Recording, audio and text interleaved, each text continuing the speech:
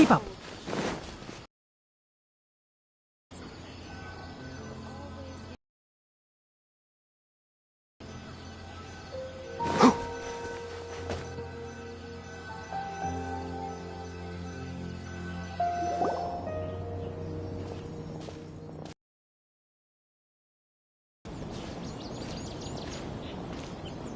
Sumeru City!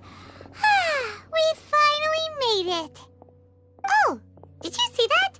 When those people entered the city, something on their heads lit up. One moment, please, you two. It appears this is your first time visiting Sumeru City. Oh, yeah, that's right. But how did you know that? Because there's currently no information on either of you in the Akasha. But no need to worry, that won't prevent you from entering the city. In fact, the Academia conveniently provides each traveler to Sumeru City with a device. Perhaps you two have heard of the Akasha before. It's our beloved Greater Lord Rukkhadevata's lasting legacy, a treasure trove of collected knowledge. After centuries of tireless research on the Akasha, the Academia created one of its most ingenious inventions, the Akasha Terminal. As long as you are within Sumeru's borders, you may use an Akasha terminal to connect directly to the Akasha and access any knowledge you need. I should mention that due to technical limitations, the operation of Akasha terminals will be much smoother and more effective in large cities such as Sumeru City and Port Ormos. Oh, so this is the thing that Tainari was Amazing. You two are quite fortunate. Until recently, it was standard practice to only issue Akasha terminals to outlanders who spent an extended amount of time in Sumeru. However, this policy was recently changed, and now all travelers are issued one upon arrival. Here are your Akasha terminals. Please handle them with care. It kinda looks like a leaf. To activate it, simply hold it in your hand and say the following phrase to yourself. May the mighty God bless us with their voice of wisdom. Oh, says this little doodad lets you access knowledge. Maybe we can use it to find a way to meet Lesser Lord Kusanali. Let's give it a try. May the mighty God bless us with their voice of wisdom. Oh, something clicked, and Paimon suddenly knew how to use this thing. It seems all we need to do is concentrate on what we want to know, and bam! You get it. Oh, that'll come in real handy. Exactly. That is the power of the Akasha. And with that, let me officially welcome you both to Sumeru City. May the wisdom of the Dendro Archon always be your guide. Okay, now that we're in, we can check the Akasha about Lesser Lord Kusanali. Let Paimon try. 500 years ago, the sages found a newly born deity from within some scorched ruins. The deity now resides in the sanctuary of Suristana. Seems pretty similar to what Kali was telling us. Okay, next, let's concentrate on asking how to meet her.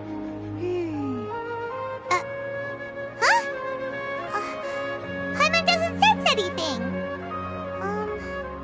Oh, come on! Ugh. Focusing on this question feels like when you have something you're trying to remember and it's on the tip of your tongue, but you just can't think of it. Ugh, Paimon's brain is exhausted. Oh, smart idea. But what are you going to ask it?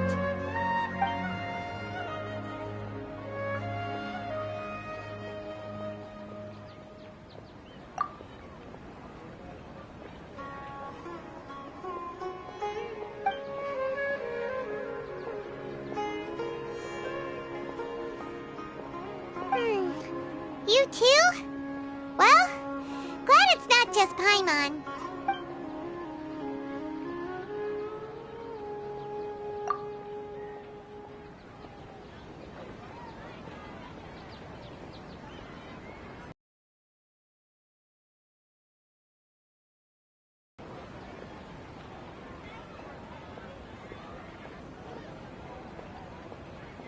Uh-oh. Paimon's getting all teary-eyed all of a sudden. It feels like the people of Sumeru really missed their Archon.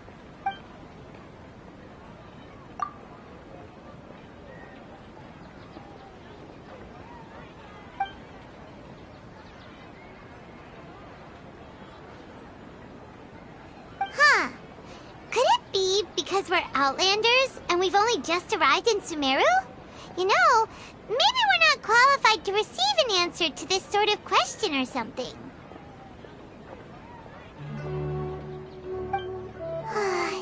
Well, seems no matter which way we try, we can't find anything that'll lead us to Lesser Lord Kusanali. Guess our only choice now is to try meeting with the researcher that Tainari recommended. He's from Sumeru and even has a position in the Academia. Maybe he'll be able to access more info from the Let's see. Tainari wrote an address on the letter's envelope. Oh, it's not far from the city's gate. Let's head over and have a look. Hopefully he's at home. Hello, are you Rohawi? Yes, that's me. Can I help you? Great! You see, Tainari sent us here and... What? Tainari? Please, there's no need to say anything, really. Sure, I admit that the article I published last month wasn't my best work, and maybe the data didn't produce the most convincing results, but... Here! This is a letter from Tainari! Oh, let me see... Ah! Ooh, what a relief. You two nearly scared the life out of me. So you two just have some questions for me? Seems even Tainari acknowledges my innate ability for procuring information. So, what is it you two would like to know? We want to meet with Lesser Lord Kusanali. Do you know a way we can do that? You mean you want to meet the Dendro Archon herself? This isn't exactly my area of expertise, but let me see what I can find in the Akasha.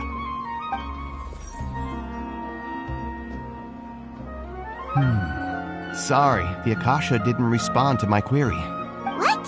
You too? But what about your abilities for getting information and all that?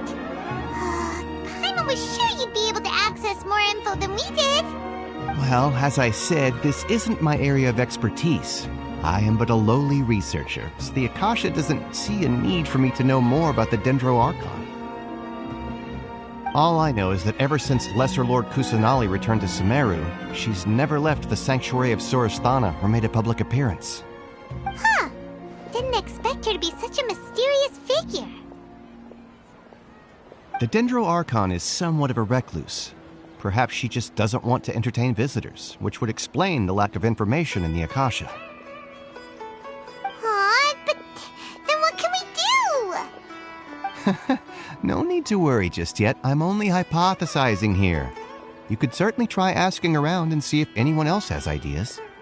And besides, you two should consider the bright side of things. Not being able to see... In this world, there will always be information you cannot obtain from the Akasha and things you can never accomplish. Knowing when to yield is a form of wisdom. Take me, for example. It's a miracle if my brain cells can spit out one paper every 3 years. But Tainari? That guy can publish 3 papers in just a single year. Okay. Thanks for your advice. Don't mention it. If you two ever want information about things like who's been promoted within the Academia or relations between the 6 great sages, come find me.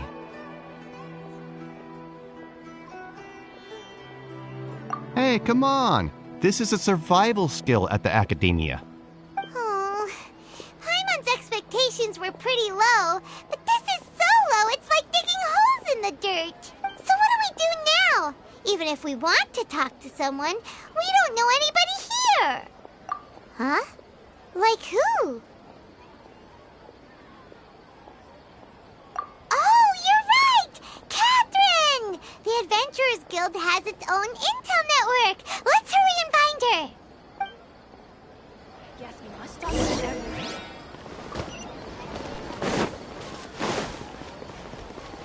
Watch out for pickpockets.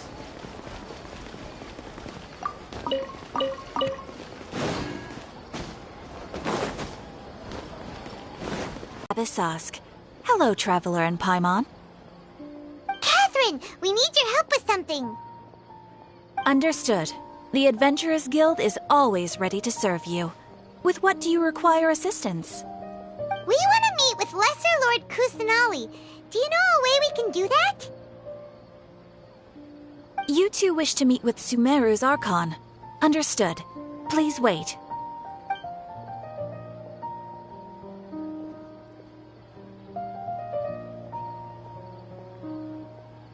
I apologize, but I am unable to call up any relevant information in the Akasha.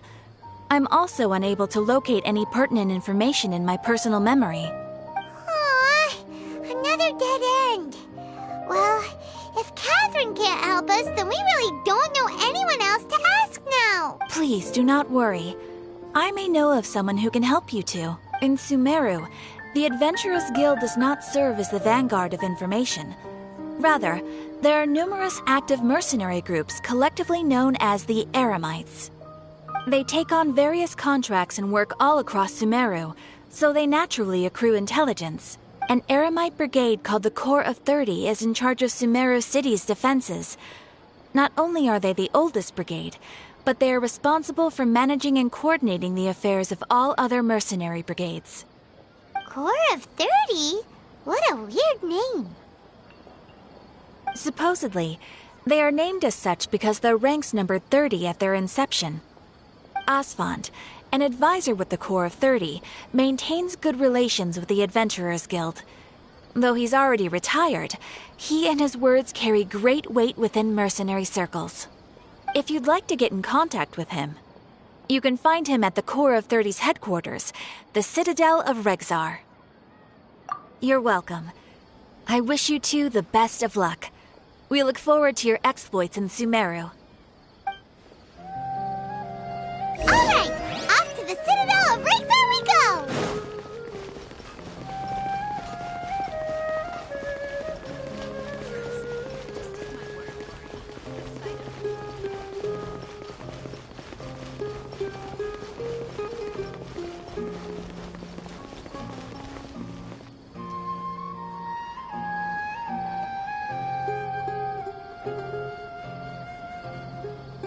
Welcome.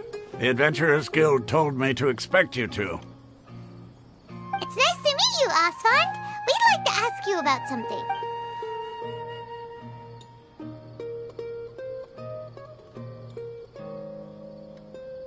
I see. So, Catherine's the one who sent you this way.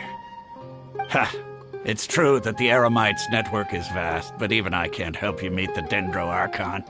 Wait, seriously? That's it? Afraid so. The Eremites aren't terribly religious, so we don't know much about divinities. As far as the Akasha goes, we can access even less than you. We originally came from the desert. The gods there died off long ago. Since those days, we've used our own two hands to carve out a living. We don't beg gods for their aid. It isn't just us, though. If you ask me, I think most in Sumeru aren't interested in Lesser Lord Kusanali. Oh? Why's that? Just take the Academia, for example. They're the ones who truly rule Sumeru. Although they believe in gods, most of them only care for the late Greater Lord Rugadavada. In their eyes, she was the one who founded Sumeru and gifted us with the Akasha. Lesser Lord Kusanali just happened to inherit her legacy. Because of the Academia's influence, most citizens are more familiar with Greater Lord Rugadavada and hold her in greater esteem. Not to mention that Lesser Lord Kusanali never makes an appearance, and the Academia never announces anything about her. As far as the people of Sumeru are concerned, she's just a god that exists. And that's all. Really? Aw. After hearing all of that, Paimon sort of feels bad for Lesser Lord Kusanali. Ha! But who knows? We're all just guessing when it comes down to it. Besides, I'm sure the God of Wisdom doesn't worry about her reputation among people like us. All right. Well, thanks for the info, Asfand. No problem. Always happy to help out the Adventurers Guild.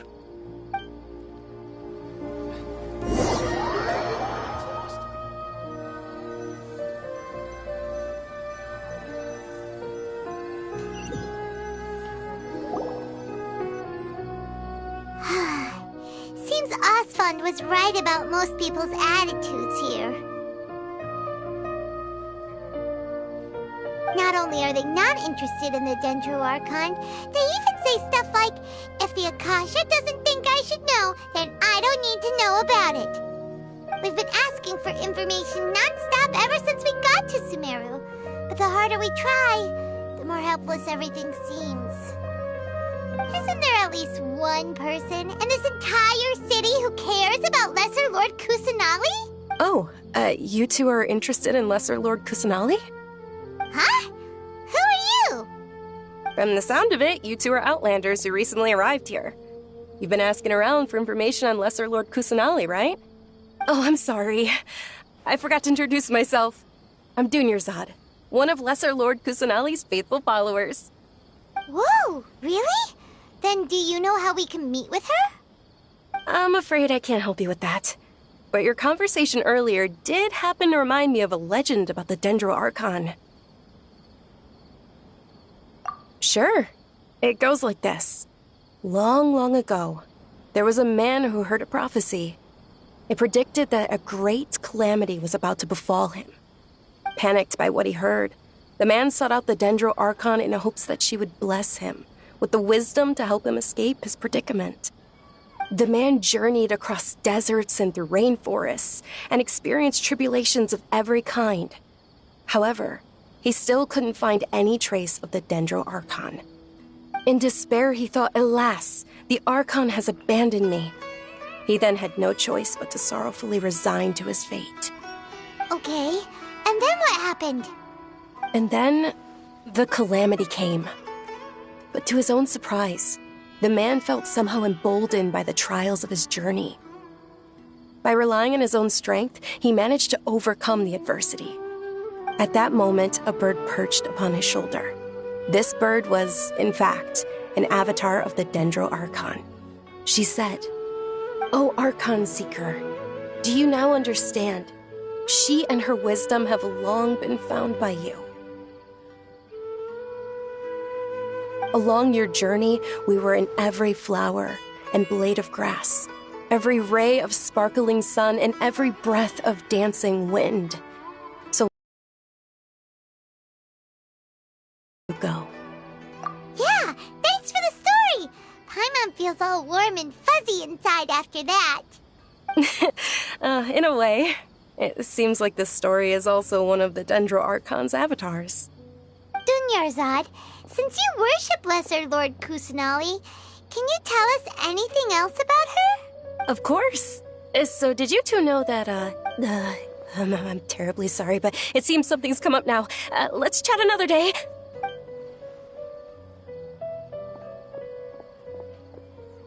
Hey, wait! What the heck just happened? It looks like they're searching for someone. Dunyarzad was acting super nervous just now. You think that... this stinks! We finally managed to find a lead about Lesser Lord Kusanali! We can't let them get in the way now! Let's see if we can get rid of them. Then we can catch up with Dunyarzad! Hey, have you two seen a brown-haired girl wearing a purple top and a long blue dress? We're looking for her. Did she have bandages wrapped around her wrists? Yes, that's her. Did you see which direction she went? Yeah, she went that way. Quick, after her!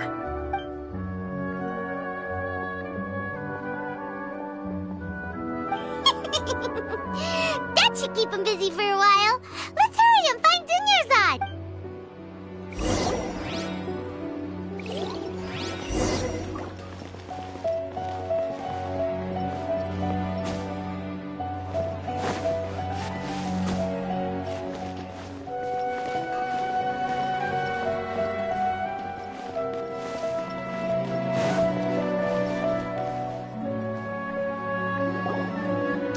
Dunyarzad, we thought you might have been long gone by now. Oh, it's you two. Oh, you startled me there. You can relax now. We threw those people looking for you off the trail. Really? Thank you so much. Unfortunately, I believe there's still more of them out there looking for me. Uh-oh, looks like there's some coming this way. Huh? More of them? Then what do we... No, wait, my body isn't in the best shape. It's difficult for me to run. Okay, sounds good. There's a tavern on the other side of the port we can go to. They probably wouldn't expect me to hide in a place like that. All right, let's move out. Stay behind us. We'll keep an eye out for anyone looking for you.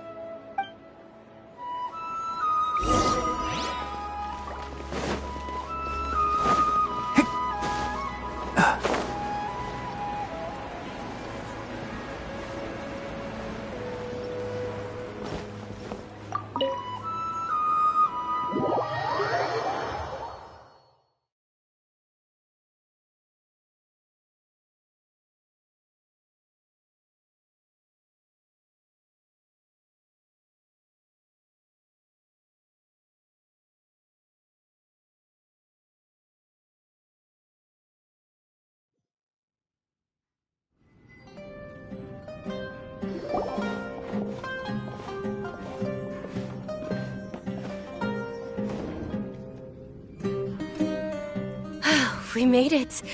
Oh, they shouldn't be able to find us now. Wait! Stand down, Dia!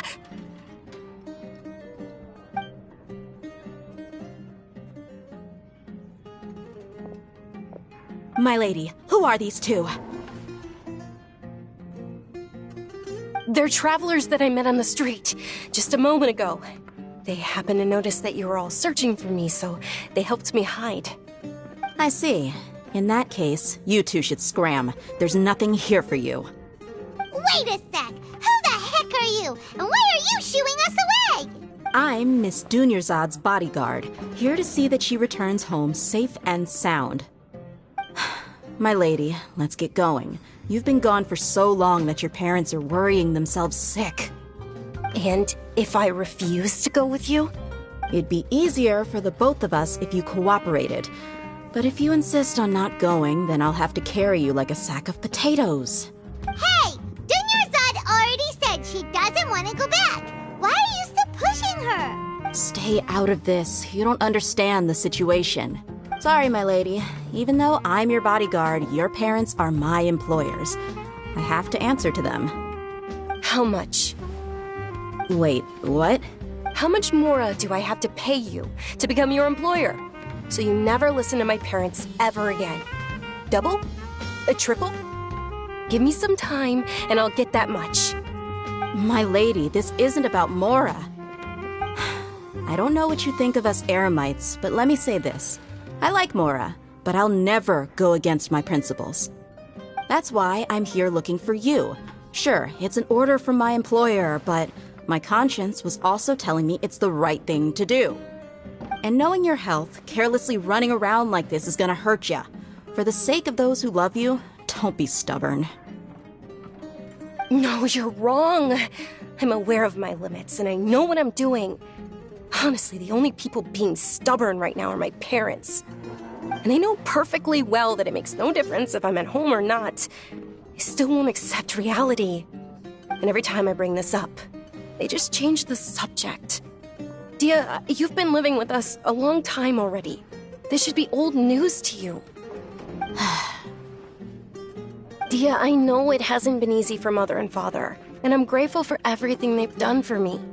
But there's someone else in this world I'm also grateful to.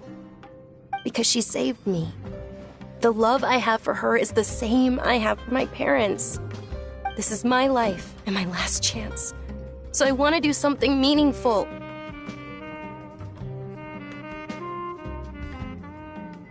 My lady, are you sure what you're doing now is meaningful? Yes, I'm sure. At least, it is to me. Fine, I won't ask you to return home anymore. But let me make something very clear. I'm only doing this because I respect your determination, not because I agree with you. Thank you, Dia. Sorry for being so rude just now.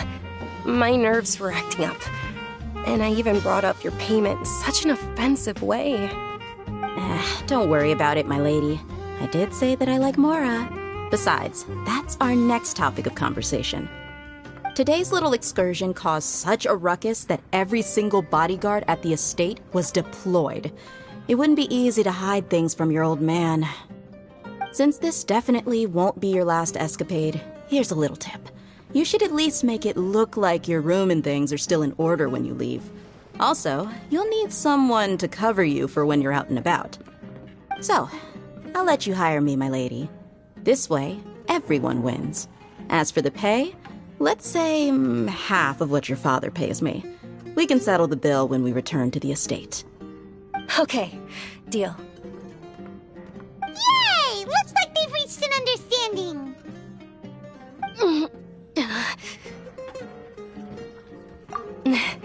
I'm fine, really. I just feel a little tired now that things have calmed down. My lady, stop trying to look tough. We're already in a tavern, so let's rest up and grab some grub. I'm sorry for worrying you two. If you don't mind, I'd like for you to join us. Sure! After you rest up, we want to hear more about Lesser Lord Kusanali.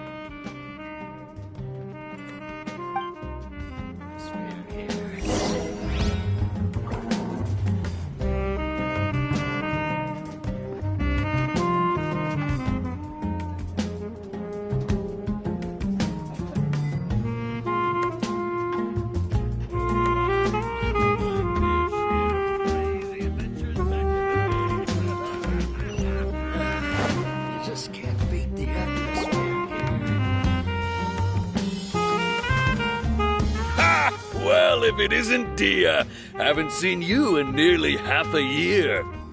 Word on the street is that you're a bodyguard for the Homayani family now. Ha! Don't you find that kind of work boring?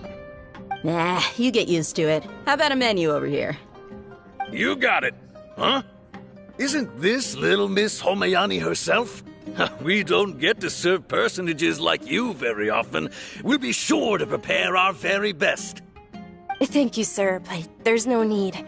I don't have a lot of Mora on me, and I really ought to save as much as I can. But please bring these two the best food you have.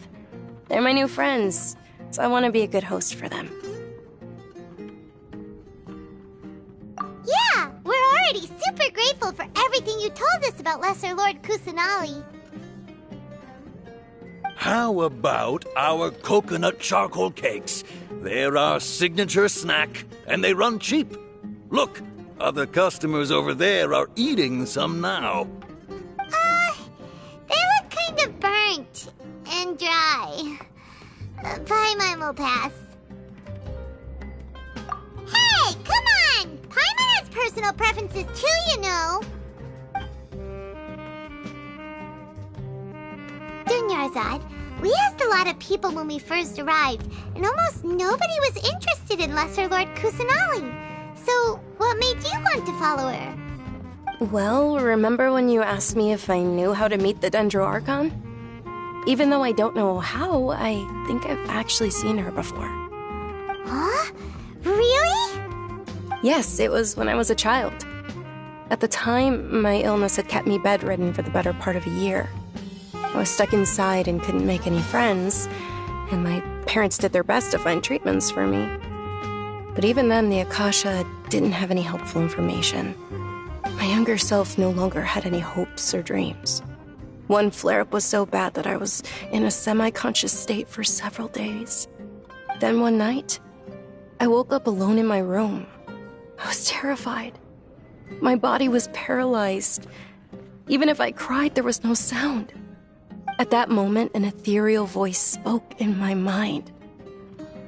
Dunyarzad, don't be scared. You don't have to cry. Dunyarzad, don't be scared. You don't have to cry. Who are you? How do you know my name? How do I explain this? You might not be able to understand, but actually, I know everything about you. Really? course. I know that you're scared of thunder, that you hate taking medicine every morning, and that you love counting the petals on your mom's skirt.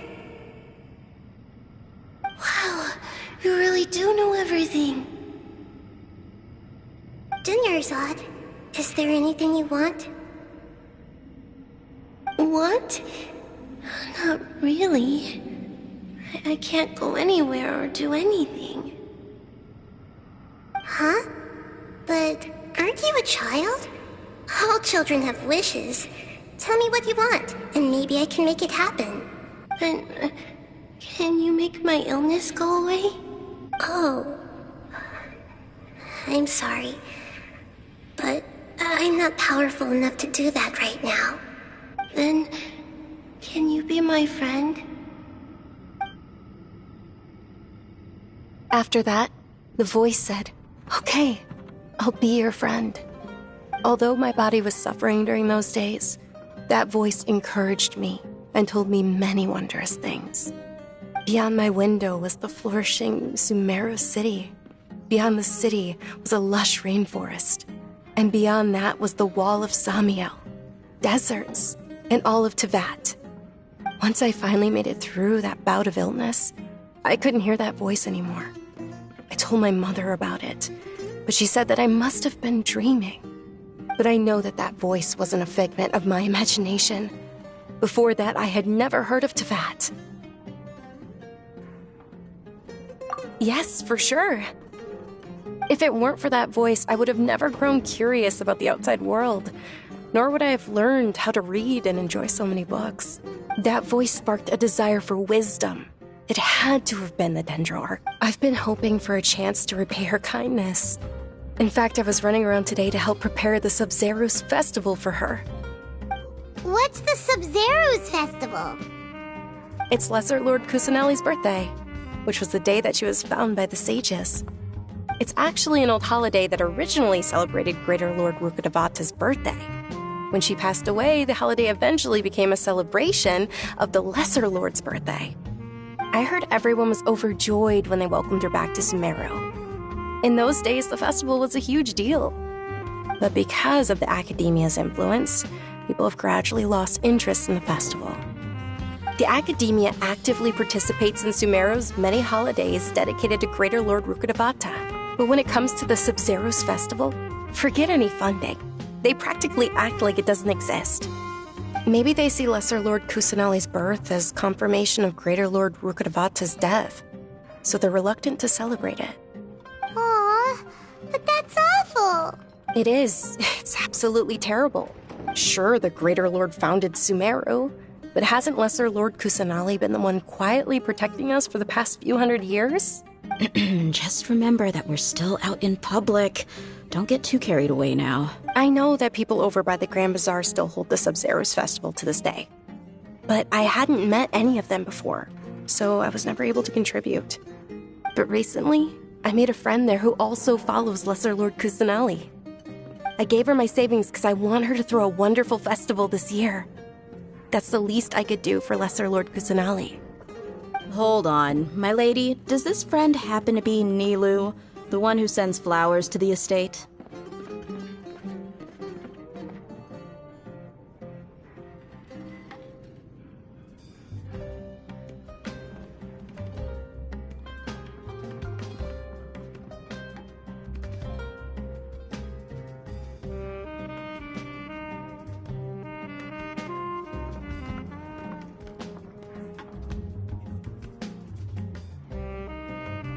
Yes, that's her. I saw her leaving the other day with a nervous look on her face. It seemed like she was hiding something in her arms. Did you give her something? Yes. Initially, I didn't have much Mora prepared, so I had Nilu sell one of my skirts. I've agreed with Nilu to meet up at the Grand Bazaar today and see how things are coming along. Dia, would you accompany me? Sure. That's quite the trip, though. I'll carry you. No, that would be too much, even for you. You might as well just accept the lift. If I let you walk, who knows how long it'll take us. And if anything happens to you, then I'd really never hear the end of it from your father. But of course. And Nilu will be thrilled to hear there are more people interested in Lesser Lord Kusanali. Tunnel visioning.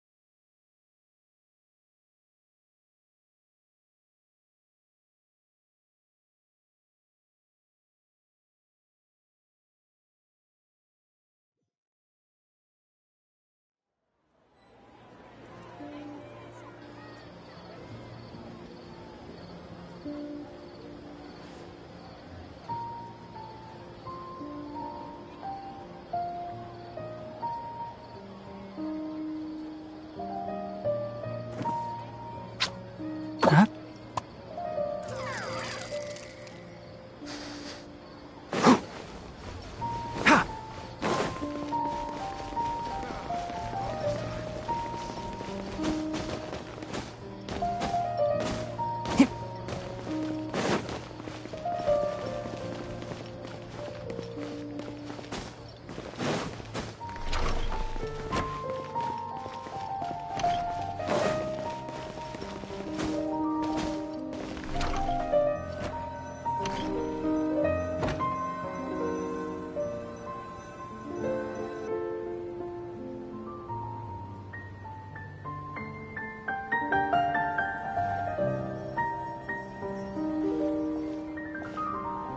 Sorry I'm late, Nilu.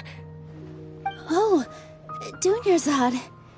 It was taking you so long that I assumed you got trapped at home, but you made it in the end. Uh-oh. But if Dia's here, that means you got caught, right? You could say that, but everything worked out. She's on our side now.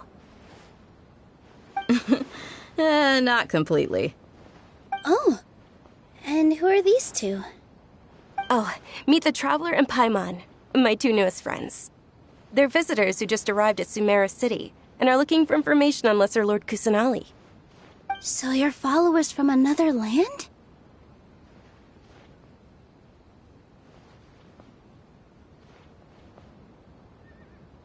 That's wonderful. You two absolutely mustn't miss the Sabzerus festival. By the way, Dunyarzad, we've already started decorating the Grand Bazaar. It looks spectacular, thanks to your generous contribution. You're very welcome. It's the only thing I could do. Do you still have enough Mora? Probably? But don't sweat it. We've already finished renovating the stage. Come on, I'll show you.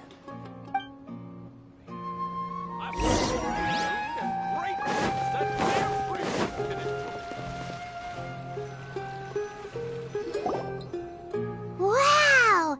This place is amazing! Not bad. Last time I was here, the stairs were full of holes. The stairs were nothing. A little while ago, we discovered that the tree above the stage had a huge chunk of bark ready to fall off.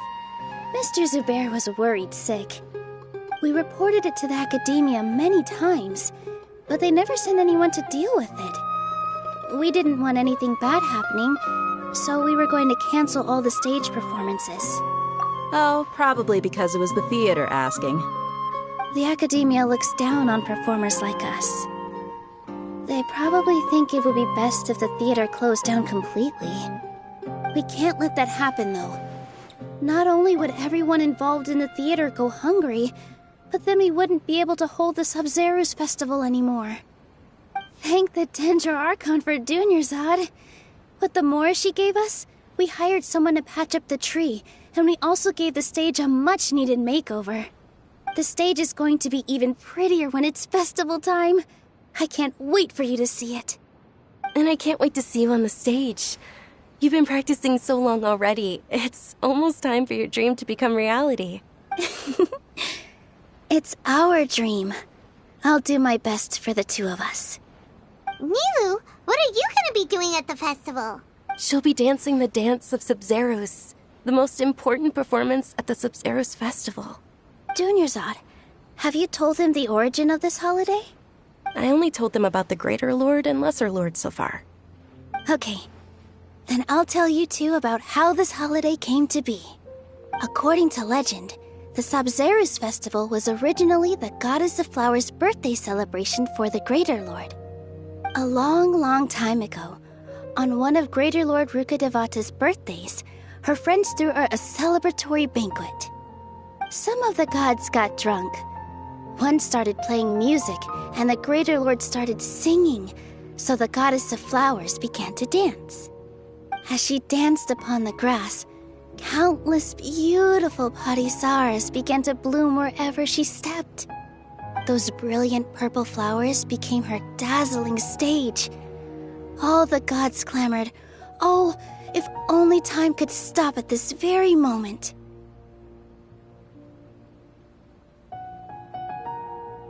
Of course they did. When people mention the gods, they always think of the Archon War. But Sumeru's gods also had happy times. Although they aren't around anymore, they're preserved in our tradition of dance. This outfit I'm wearing is apparently based on how the Goddess of Flowers looked. Though we're just tiny people compared to the divine, we still have to do our best to make sure that the birthday girl feels loved on her special day. Nilu, you of all people will definitely be able to convey our well wishes to the Dendro Archon. I also noticed that you went the extra mile and scattered parisaras around the stage. They symbolize the Goddess of Flowers, after all. It's just a shame that all the real parisaras went extinct after her death. Yeah. The Greater Lord brought forth parisaras in memory of the Goddess of Flowers, but she ultimately could never truly replicate that beautiful purple.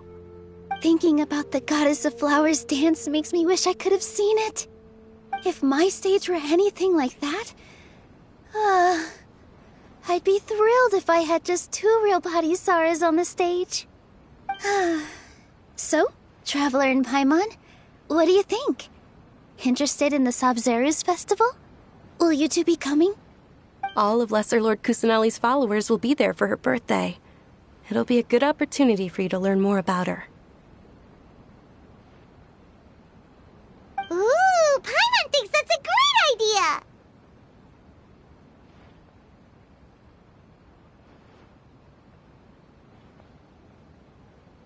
Hey, come on! There's nothing wrong with enjoying a festival. Besides, it's Lesser Lord Kusanali's birthday. She'll be happy to have more people who are celebrating it. So how about we all attend the Subzerus festival together? Dunyarzad, let me show you which stage decorations we've picked out so far. Traveler and Paimon, if that doesn't sound interesting to you, then feel free to explore the area. Everyone at the Grand Bazaar loves Lesser Lord Kusanali, and we're all looking forward to the Subzerus festival. In that case, we'll take a look around.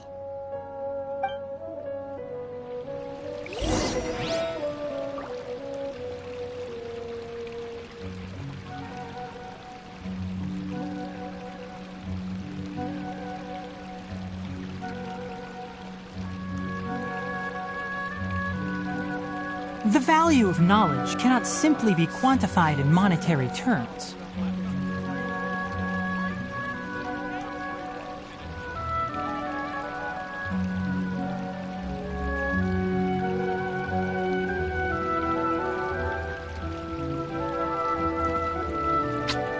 Huh?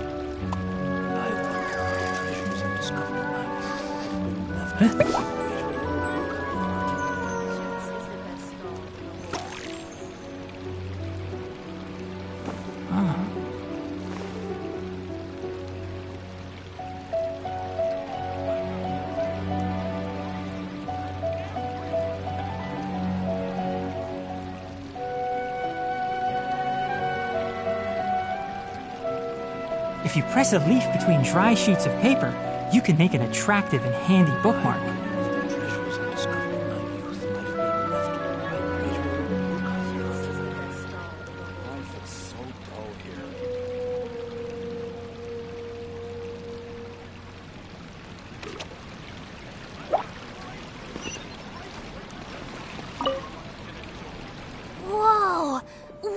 yellow hair? And why do your clothes look so funny? Are you an outlander? Did you know that the Sabzeruz festival is about to happen? There'll be loads of fun things to do at the festival. But the best part is when Ferris, the Knight of Flowers, passes out candy to everyone.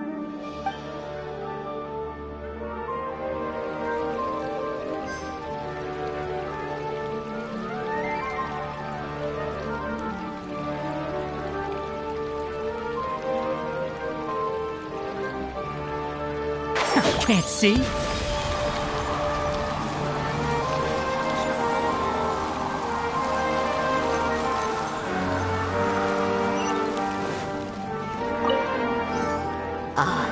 Dancing at the Sumeru's festival.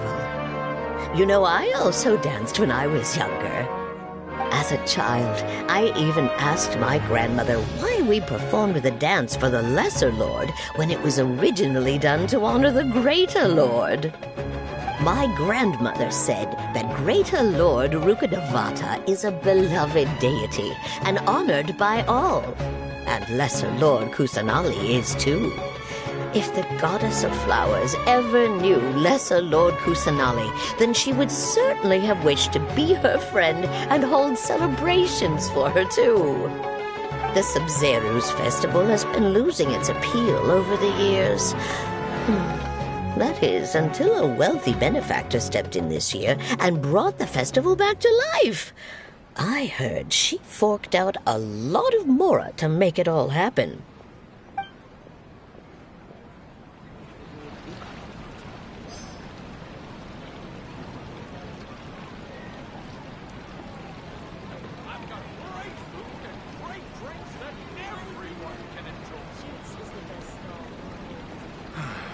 The value of knowledge cannot simply be quantified in monetary terms.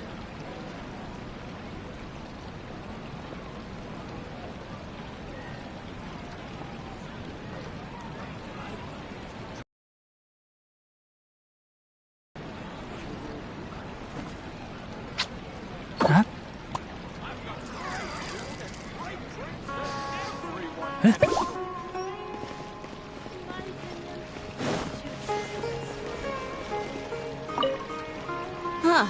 Revamping the stage for the festival couldn't have been easy, that's for sure. I bet this year's festival will be one to remember. I don't know much about the Grand Bazaar, but I do know that the residents here have a penchant for song and dance. Two things that the Academia doesn't particularly approve of.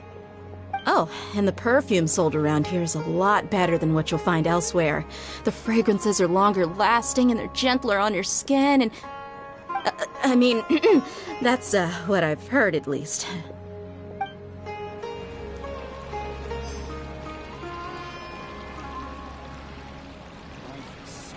I wonder if the treasures I discovered in my youth might have been left by Greater Lord Rukkhadevata.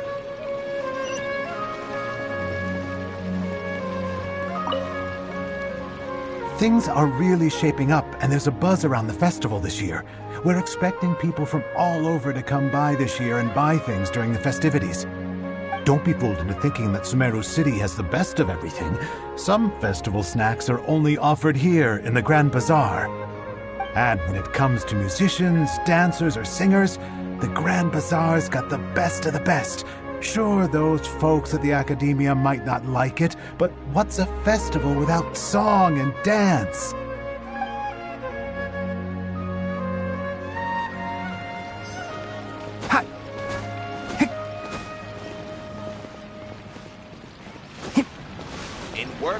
On the stage, one must act with gumption. Milu, your outfit looks amazing. There's also something different about you from when we first met up. I thought I'd add a little extra pizzazz to my dress for the festival. See? Wow, did you sew all that yourself? Uh-huh. Sewing is a fundamental skill for everyone in the theater company because we make all our own costumes. Did you know that Mr. Zubair not only can make costumes, but props too? I've noticed that you can't keep your eyes off that crown over there. Would you like to try it on? May I? Of course.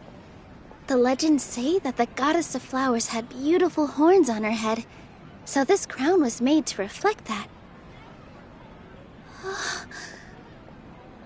Dunyarzad, you look absolutely stunning with it on. It's like I'm looking at the goddess of flowers herself.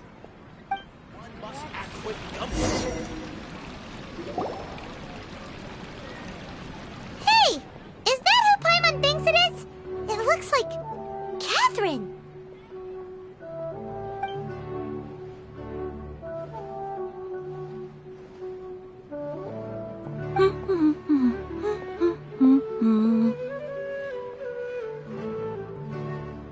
Huh.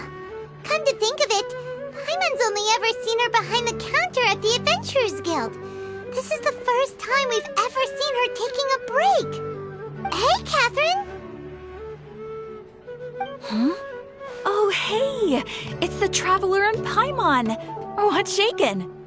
Whoa. Break time Catherine sure sounds a lot less formal than usual. Paimon was still waiting for her to say Ad Astra Abyssosque. Sure.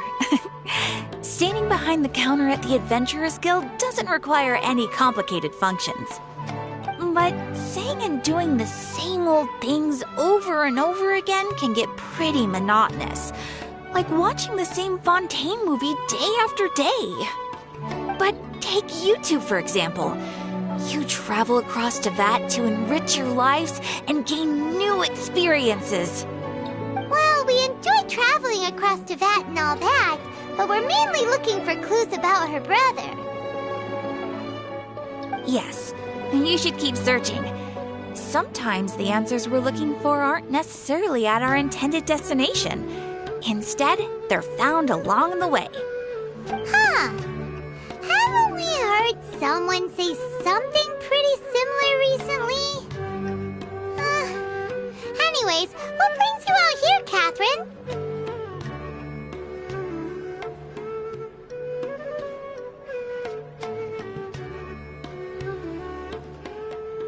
No, not particularly. I guess you could say that I'm loving the recent atmosphere here. If festivals bring happiness to everyone, then that's where their true value lies. Oh, it looks like it's about time for me to be heading back now.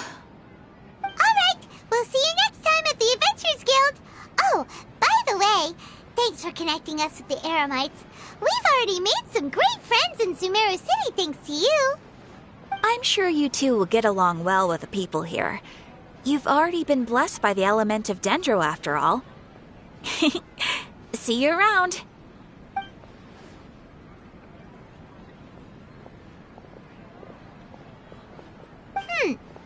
There's something really different about... Hey, Traveler.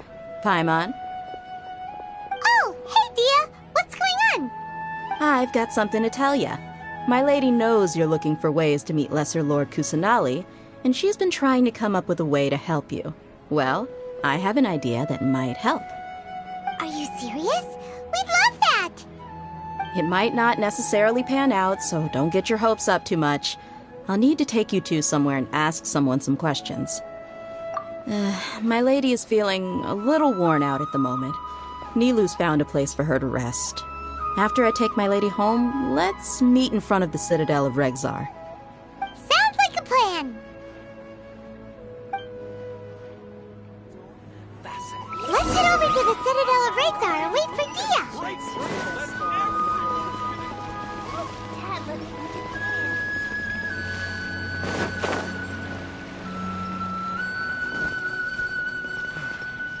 Life is so slow here.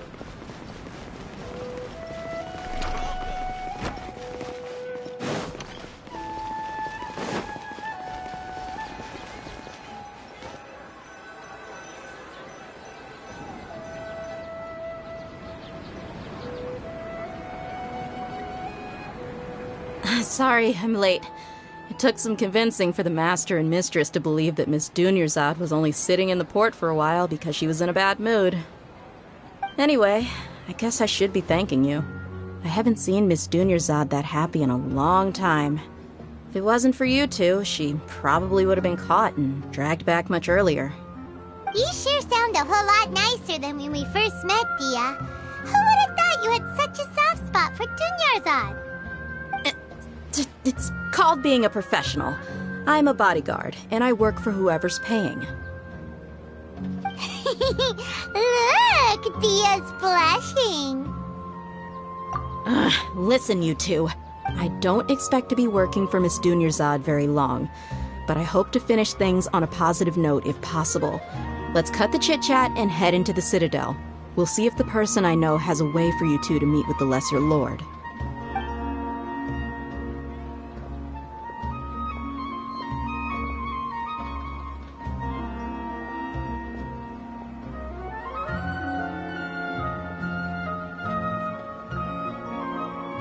Oh, hey, Chief.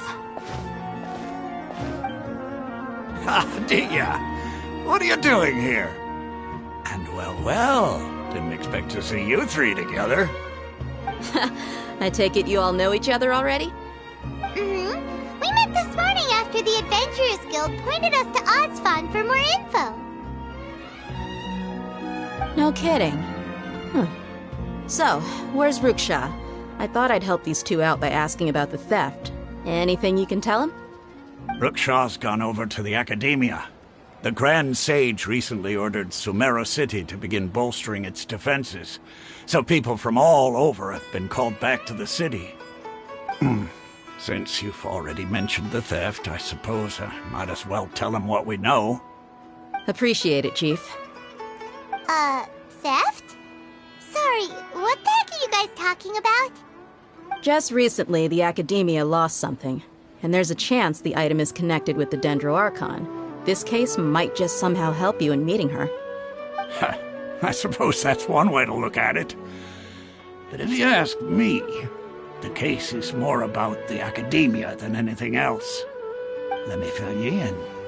The Academia recently sent a convoy to pick up an important package from Aru village. Word got out, and the convoy was robbed on its way back. The Grand Sage took the whole matter very seriously. Not only did he dispatch the Matra, but also enlisted our help in the search for leads. All we know so far is that whatever was stolen is currently in Port Ormos. You two have heard of Port Ormos, haven't you? It's the largest commercial port in all of Sumeru. You can travel there by leaving Sumeru City and heading south along the river. The Academia's grip isn't long enough to reach all the way to Port Ormos, so the city's a little more also a mixed bag. You never know who you'll meet there. Apparently what was lost has a great deal to do with the Akasha, knowledge, and even the gods. I'm afraid I don't have any other details for you, though. If you're interested, maybe you could head to Port Ormos and ask around yourselves. If you want my advice, try introducing yourselves as students of the Academia once you're there. Are you serious, Chief? All the Academia students are in Sumeru City, you know. Why should they pretend to be students in Port Ormos? If you're also interested, just go there and see what happens. Count me out. I've got plenty of work to do here for the Homayani family. And take it from me, if you two really do decide to visit Port Ormos, you'd best watch your backs. Let's just say that the Eremites there aren't nearly as friendly as those here in Sumeru City. There are even some extremists who go around shouting slogans like, "Retake Sumeru for the Scarlet King." Word is that more and more are joining their movement. They're becoming a real headache for Chief and the others. You bet they are. The Scarlet King's been dead for thousands of years. Now they start spreading rumors of his return. Ridiculous. Not everyone's like you, Chief. Even the desert natives who abandoned their homes in the wilderness still wish to have a god of their own. Well, Traveler, that's about all the information we have for you. Thanks, Dia! And you too, Ozfond! Since we've gathered all we could for the moment in Sumeru City, let's head to Port Ormos and see what we can find next. Miss Dunyarzad is looking forward to seeing you both at the Sub-Zeru's festival, so be sure to get yourselves back here in time for that. Good. Then we'll see you both at the Sumeru's festival.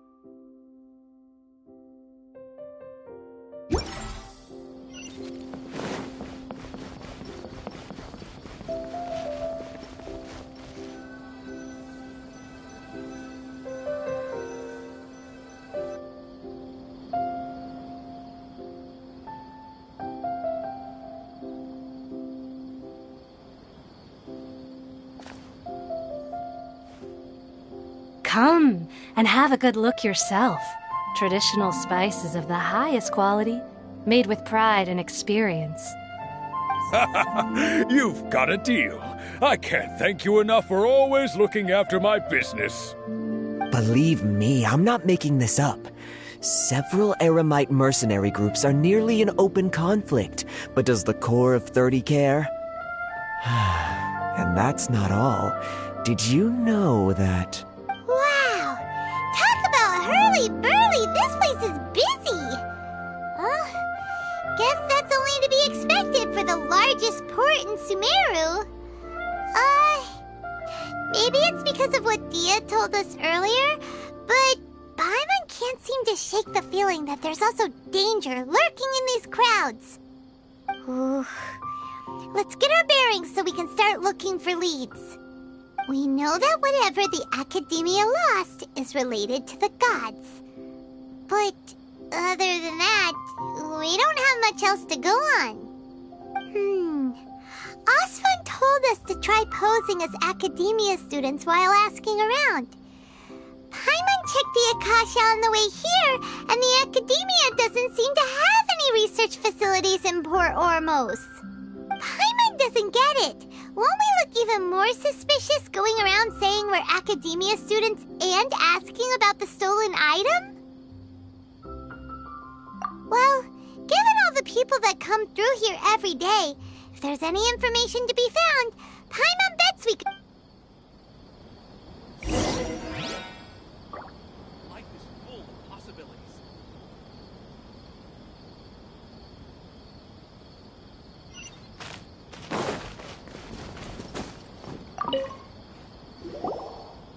Welcome. Welcome. How can I help you two? Hi there. We would like to ask you a question. Of course. Especially around this time of year. Students from Sumeru City that are about to graduate often come to Port Ormos to cut loose a little. Many people often talk about how hard it is to get accepted into the academia, let alone graduate. But those who finish their studies and go on to become full-time researchers at the academia have it even harder. Sure, we may not be Sumeru City, but Port Ormos offers beautiful scenery and a stress-free environment. Some even say it's good luck to come to Port Ormos, so students and researchers come flocking here when things get to be too much at the academia. You see over there? Those are students from the academia. They've been looking worried and miserable ever since they got here a few days ago. If you ask me, the life of a merchant is better. So long as the Akasha teaches us what we need, then life is good. Those students seem to be discussing something. Let's see if we can listen in.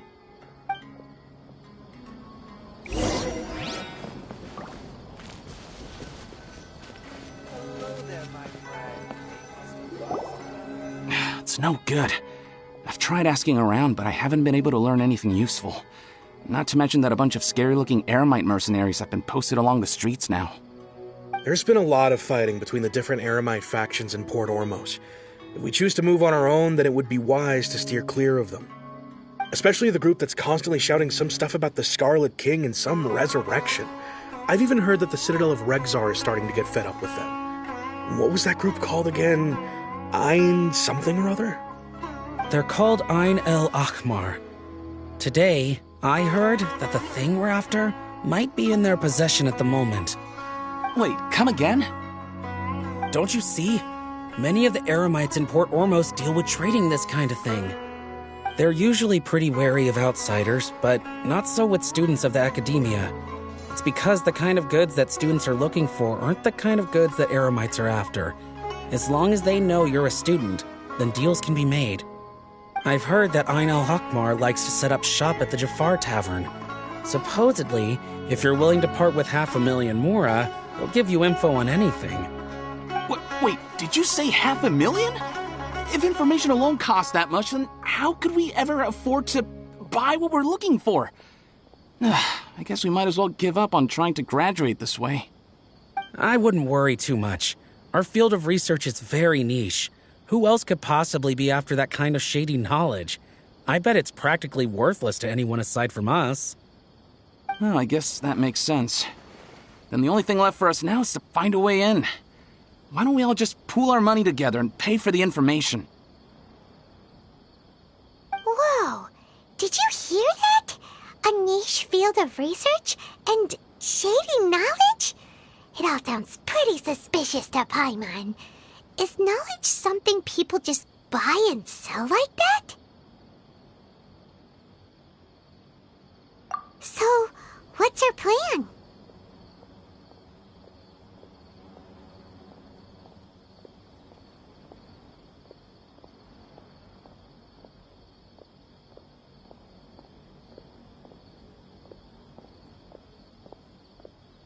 Wait, didn't you hear what they just said?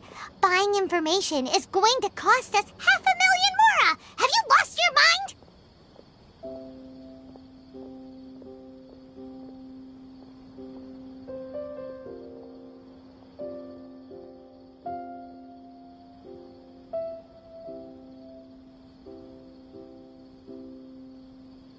Oh, all right. Paimon never thought she'd agree to parting with that kind of Mora. But if you know what you're doing, then we should give it a shot.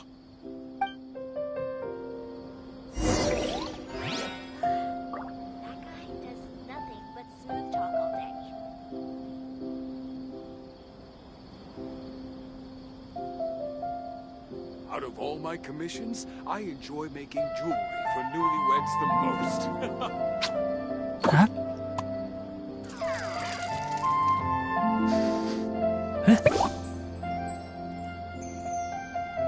One with the forest.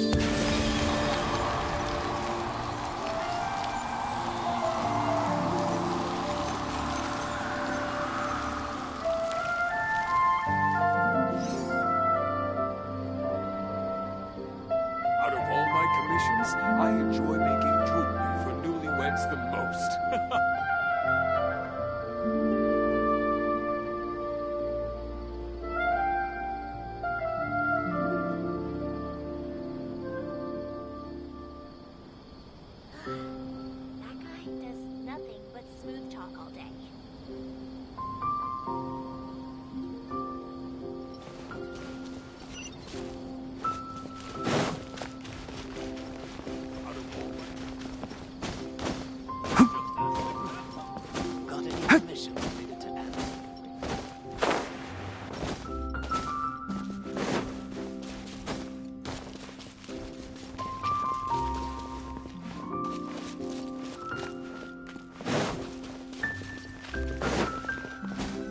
This is the place we heard those students talking about.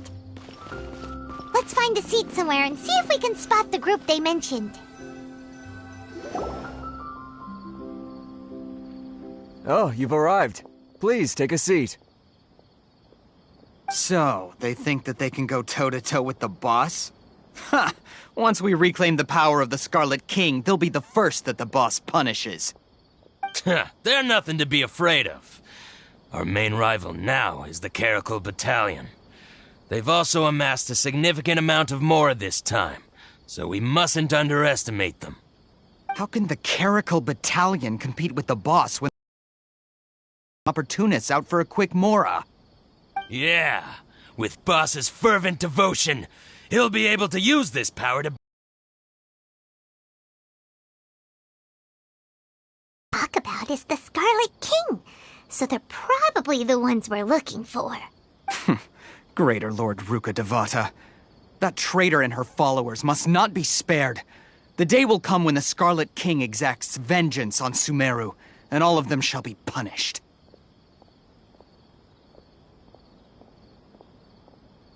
Yeah, Paimon was wondering what they meant too.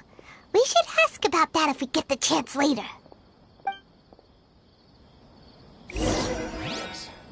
How can some people be so gullible?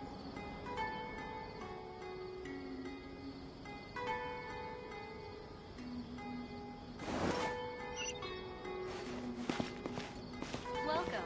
Should I adjust the shipping schedule? Huh? Who are you? What do you want?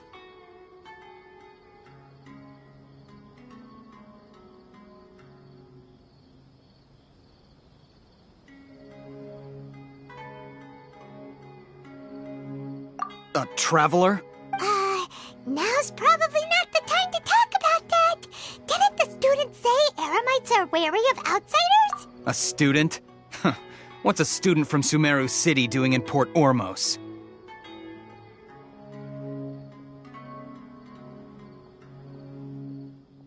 Ah, well, if it's info you want, you've come to the right place. The question is, can you afford it?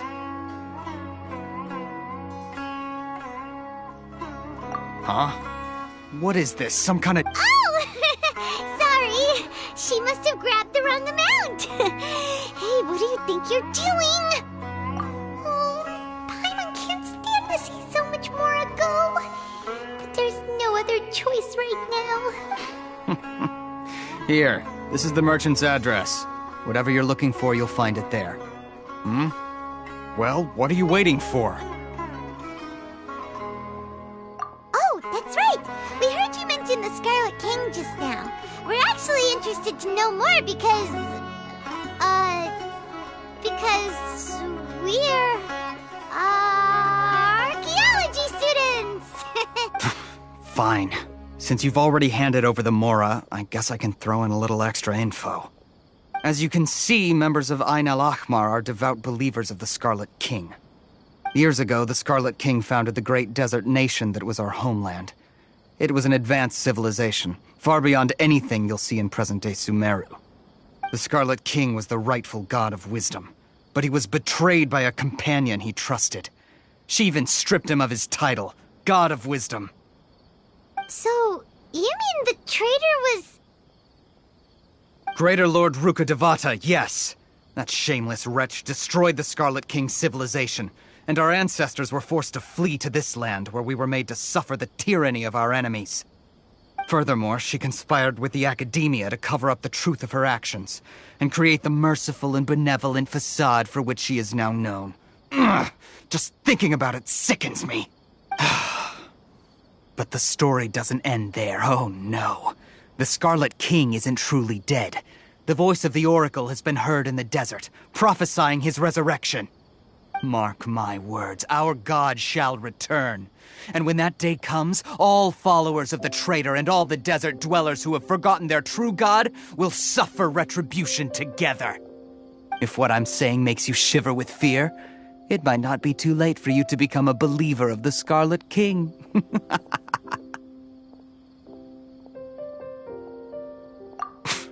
I don't have anything to say to you Academia people about that. I think this conversation has reached its end. Not just yet. This man is a fraud. Huh? You again?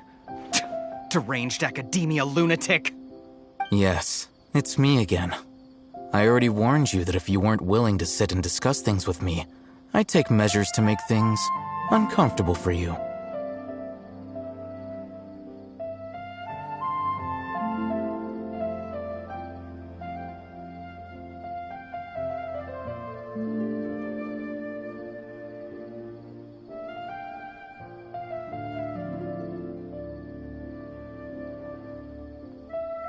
Listen to me. That address he gave you is fake. Or at least, you won't find a merchant waiting for you there. This group has been boasting all around that they can provide information on a certain item as a means of luring people into their territory. Once you show up, they keep up the act until they have hard evidence that you want to purchase said item. Then they use that to squeeze you for all the more you're worth. Hey! Shut it all, Hatham! What are you playing at, trying to ruin our business like this, I told you the other day. I wish to discuss my terms with your boss. Ha! The boss made it perfectly clear that he won't negotiate with you. Yes, and in no uncertain terms. But that was then. It does not preclude him from changing his mind in the future. I'm warning you. Don't push us, or this could get ugly. We don't usually get rough with people from the academia because it just complicates things. For a lunatic like you, though, we might just have to make an exception. If you're suggesting that we escalate this from a verbal exchange to a physical one, I accept. After all, even the Archons used war to negotiate the ownership of Tevat. If, on the other hand, we can't agree on any means of negotiation at all, then I'm afraid my next course of action will sting a little more than the mere falling through of a few business deals.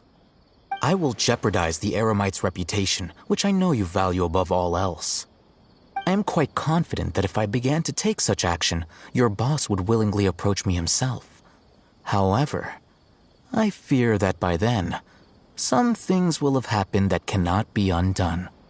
Also, a word of advice. I suggest you tell your boss exactly what happened here today. Otherwise, he might blame you for not telling him in the future.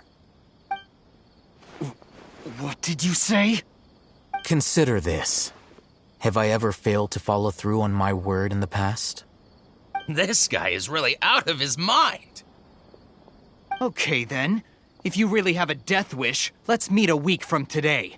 The pier in front of the Pharos Lighthouse, 4 o'clock in the afternoon, sharp. Don't expect us to hold back. Not so fast. First, you return the 500,000 mora to them.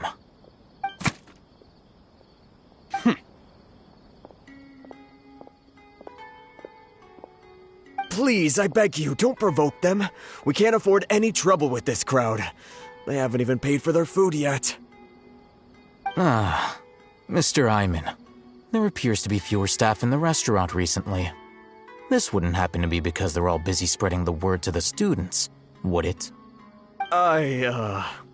Well... Someone who chooses to do business with a group like that really can't afford to get so flustered the instant someone confronts them about it. Consider the meal compensation for our silence. I'd say you're getting an excellent deal. Whoa, did you see that? He not only got us our Mora back, but sent the Emirites running too!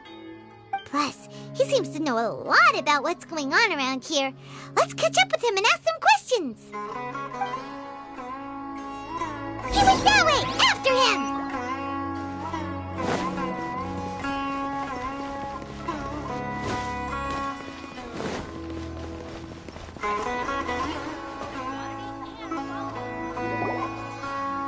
Wait up! It's Al-Hatham, right? What do you want? No need for thanks. My goal was to get to them, and you two gave me just the opportunity I needed. We're even. Oh, I advise you to keep your distance from them. Since they weren't able to make off with your Mora in the end, they might harass you again in the future. All right. Goodbye. Hold your horses! We still have something to ask you about! Since you tore through their scam right in front of them, you must know the real story about certain something, no? Who exactly are you two? And why are you inquiring about that? A student. Right. Look, you should know that those thugs conducting business with you had nothing to do with your lie.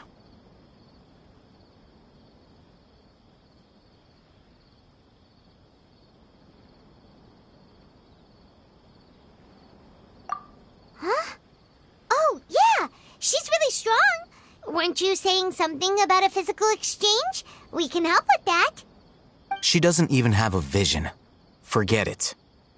Maybe not, but she can still use elemental energy. Otherwise, there's no way we'd go asking for info from from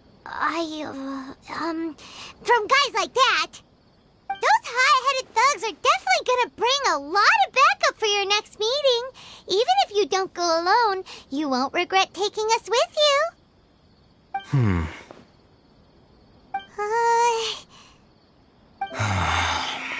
All right, I accept. Got a pen and paper?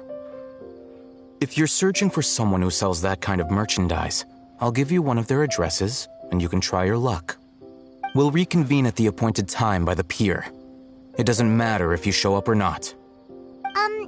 So, since you were happy to give us this merchant's information, does that mean you can tell us exactly what we're after? You were willing to part with 500,000 mora for something and you didn't even know what it was? Okay. Well, if you truly are as skilled as you claim, then you can beat the answer out of them when they become hostile. Look, if you've been making inquiries, then you have to know something by now. Tell me what you know so far, so I don't waste time repeating information. We know it's connected to the academia somehow, and that not only do the Eremites deal in it, but some students want to get a hold of it too. What else? You know almost everything there is to know, but you're unable to compile this information because you've never seen the object before. This is what you've been looking for. Huh? Paimon can't tell what it is. It looks like some kind of ornament. This is a knowledge capsule. To put it simply, it's a vessel that can store a fixed quantity of canned knowledge. It's like a miniature Akasha. Anyone who links it to their personal Akasha terminal instantly becomes privy to its contents. Correct. Anyone. Unlike the Akasha, which heavily regulates who can access what information, knowledge capsules confer their contents without any requisites. That's amazing!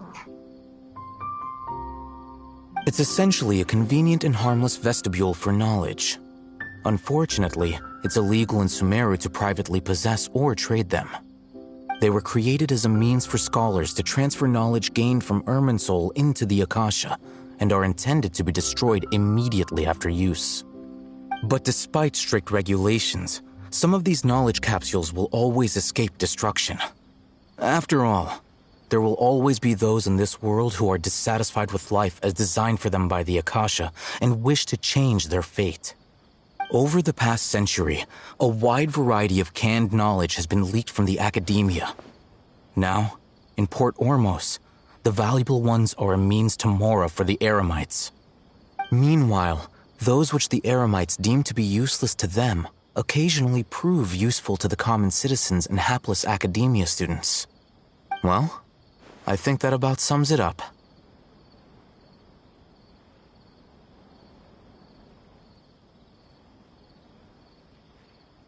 Oh, so that's your true objective. With our current arrangement, I don't believe I can offer an answer.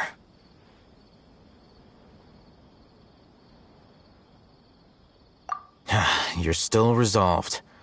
Fine. Let's talk somewhere with fewer people.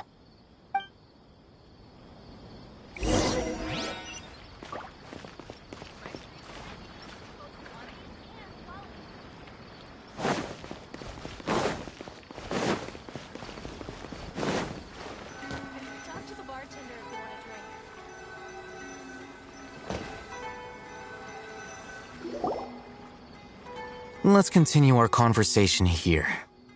If you wish to learn more about the knowledge capsule that the Academia lost, then you must help me with something. I need you to find someone named Dory, a traveling merchant. Unlike the peddlers who hawk inferior knowledge capsules, she often has quality goods in stock.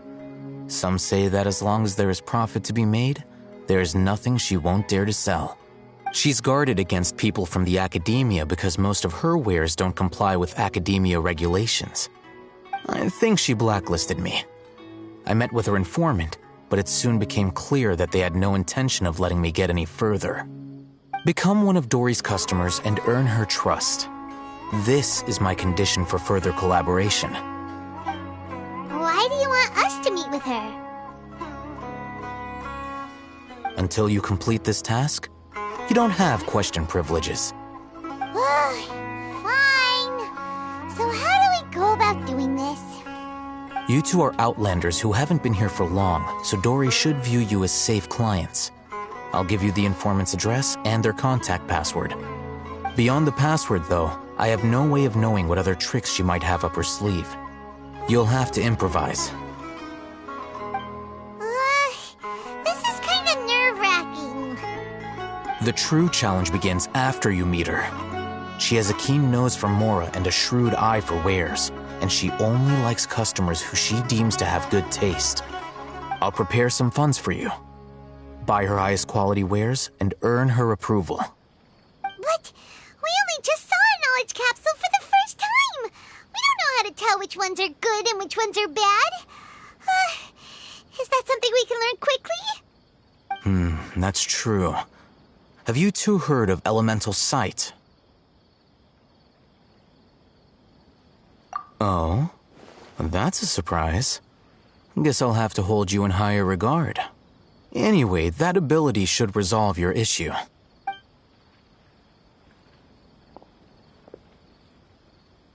Here are 2 knowledge capsules. Tell me, can you detect any difference in their quality?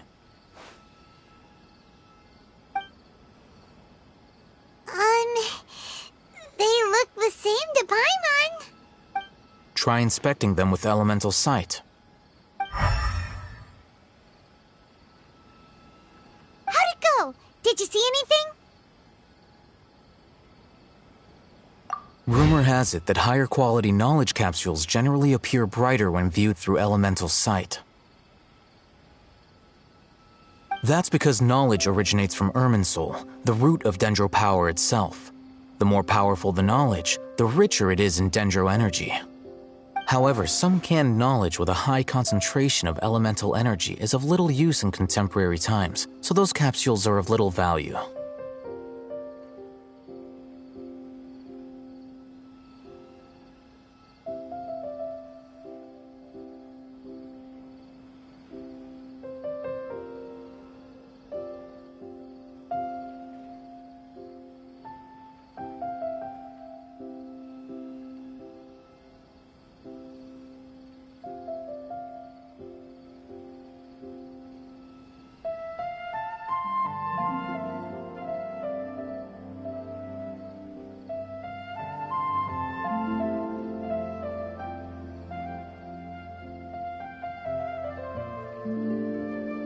Using elemental sight is merely a stopgap measure, but it should suffice for earning Dory's trust. That sounds pretty impressive. Here's a sheet with the informant's location and contact password, and here is the Mora for purchasing canned knowledge. Don't be cheap. You'll need to spend to catch Dory's eye. If there's any Mora left over, just keep it. Oh, and be sure to exercise some caution. There have been Matra present in Port Ormos lately. Your efforts will be for naught if they catch you. Matra? They belong to the Academia's regulatory body. They also handle cases of illegal canned knowledge transactions. Like I said, the Academia has banned both their trade and possession. The Matra are razor sharp. You're in for nothing good if they lock their sights onto you. If you two want to back out, now's the time.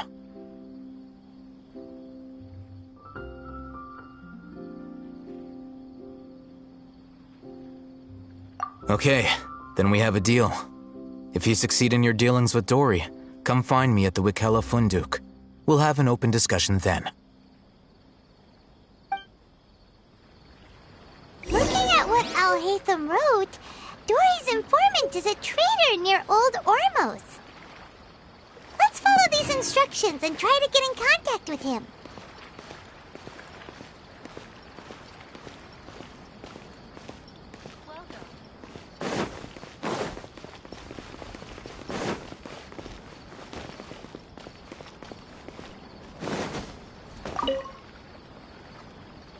Hello. What are you two looking to buy? Wait, are you sure you're remembering that right? Paimon doesn't think it was that on the paper. What a unique palate. We have unripe horror fruits, but we usually keep them in the back. I'll have someone escort you. Following the paper got us past the first round. Ronak, these two want to buy unripe horror fruits. Show them to the warehouse. Got it. You two, please follow me. You two have a fascinating fashion sense. We haven't seen a customer wearing a Sumeru rose for quite some time. Hold on. Let me think. Every ship deserves Sumeru the best rose maintenance. means common merch.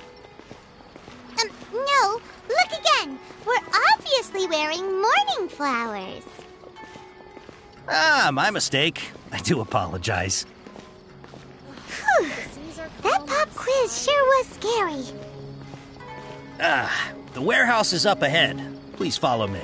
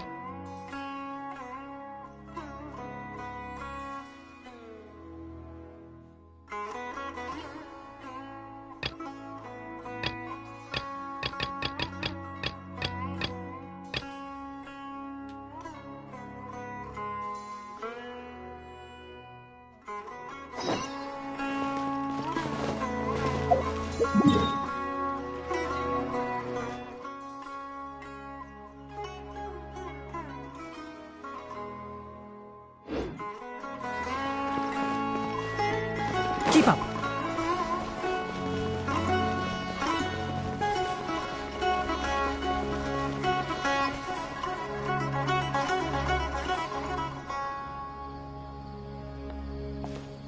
Port Ormos is pretty great. There's so many new and interesting things. Sumeru's largest commercial port sure lives up to its name. Look at all the merchants. How did things end up like this? All thanks to your artistic license. That's how.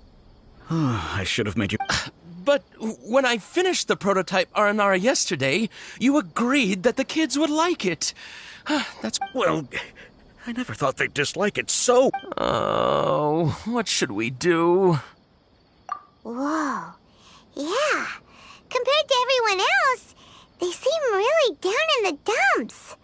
Let's go find out what's going on. Hey there! Paimon's name is Paimon, and she's a traveler who was just passing by. Is there something bothering you?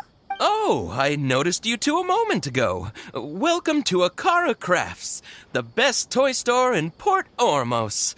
At least for now. What's bothering us? Prototype Aranara. To start with, could I get your opinion on it? Prototype Aranara?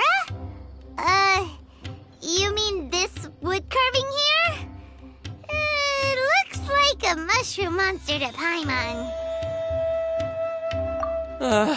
There we have it. The verdict is in. What a headache. Not the first negative feedback we've had. So, what exactly is a prototype Aranara? So for context, Aranara are magical creatures in Sumeru fairy tales that live in the forest. For the store's 20th anniversary, we plan to release a series of hand-carved toys based on the Aranara stories that kids know and love. This is a prototype we made to get an idea of how they would react. When we put it out there, the reaction was not quite what we'd anticipated. They thought it looked like a mushroom too, huh? No, worse than that, actually. I can't quite describe it, though. And I'm also not very good with kids. Maybe you could ask them for yourself.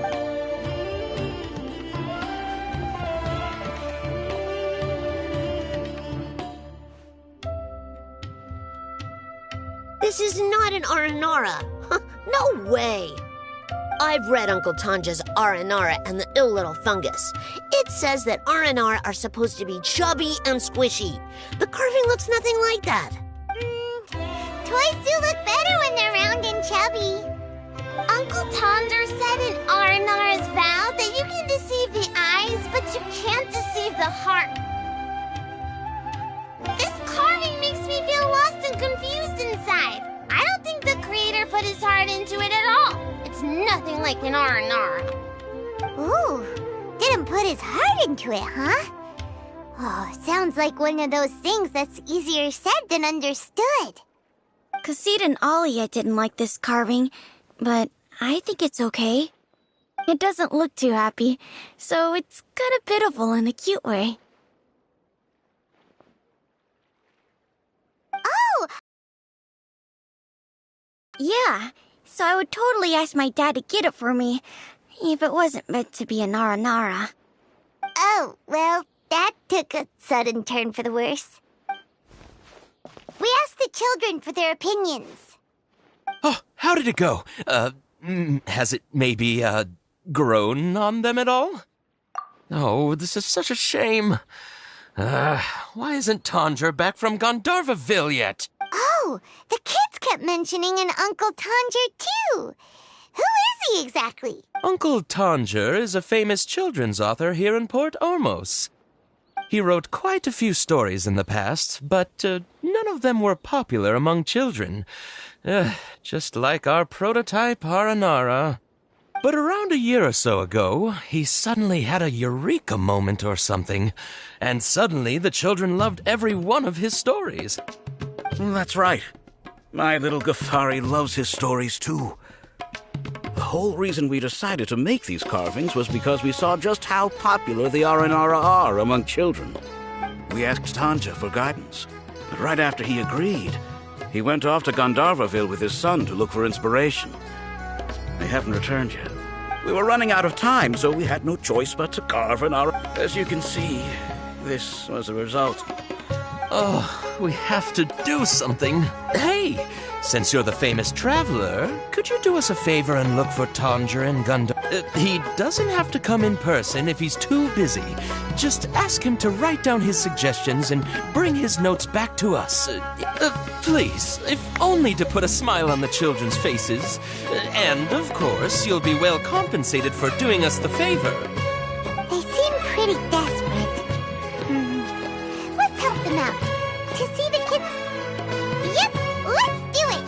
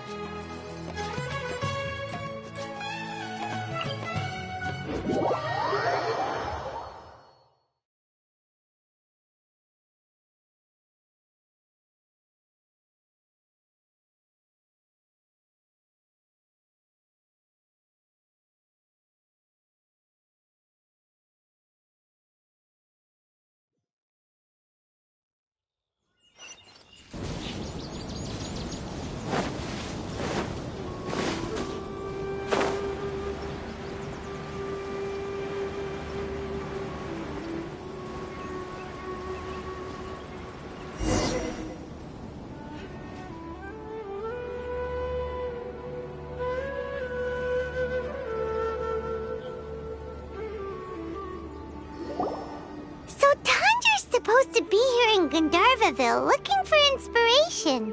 But how do we find him? Should we yell his name at the top of our lungs?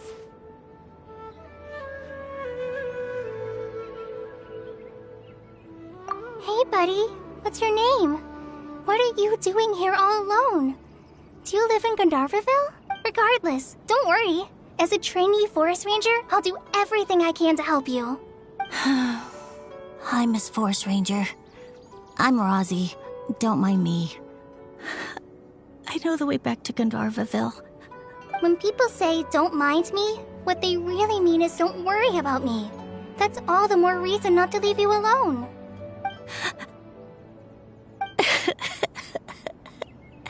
Hey, don't cry. What's wrong?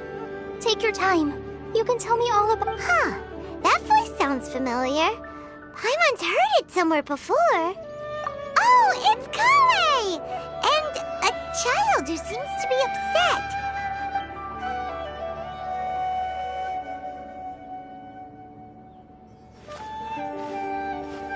Hi, Kale. How have you been? Paimon and Traveler. I've been doing pretty well. Thanks for asking. I'm helping Master Tainari patrol the forest. What brings you here? We're here on an errand. We heard your voice, so we thought we'd come ask you for help. You seem kinda busy, though. I'll be fine. You go help them first, Miss Forest Ranger. I'm okay, really. The sand got into my eyes, that's all. What a well-mannered child. Sand? There is not a lot of sand in a forest. You keep saying you're okay because you don't want us to know what you're upset about, right? Maybe. That's exactly why you have to get it off your chest. Here's a trick. If you're keeping a secret that bothers you, you can try telling it all to a tree hollow. A tree hollow? Yeah, a tree hollow. Do you know Tanja's stories?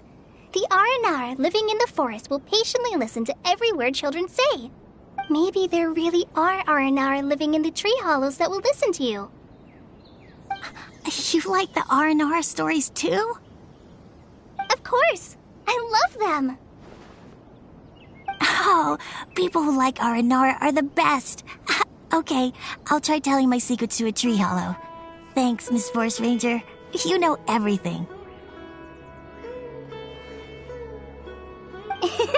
Aw, you're just exaggerating. Anyway, I'm trying to be like my friend, who always does her best to cheer people up when they seem sad. So, how are you doing? Feeling any better now? The forest is very dangerous, so how about we stick together? Sure. Wow, Kale's so good with kids. Well, helping children who are lost in the rainforest is all part of a forest ranger's duty. So, what was it you wanted help with? You're not lost too, are you?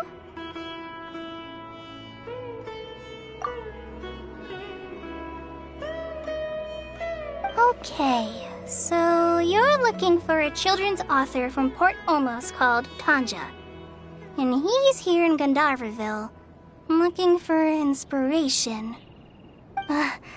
Wait, when you say Tanja, do you mean the Tanja? That's right, Uncle Tanja. So he's in the area, looking for inspiration for a new story as we speak? This is amazing. Could you wait for me for a second? I'll run Rosie back to Gandharvaville and then I'll be right back. I've always been curious what the man behind those incredible stories is like in person.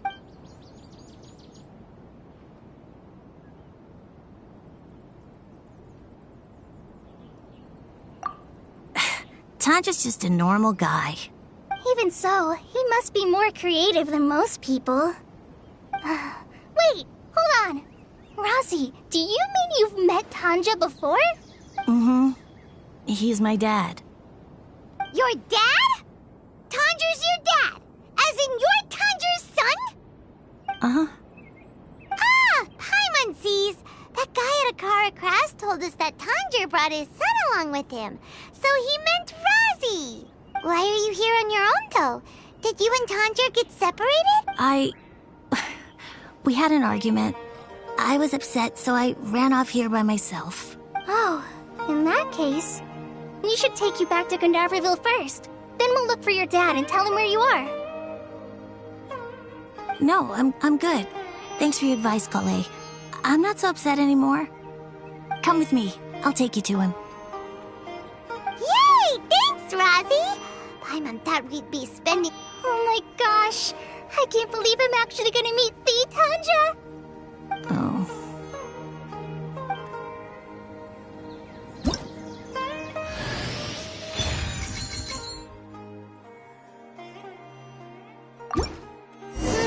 So Tanja headed this way. I know this place pretty well.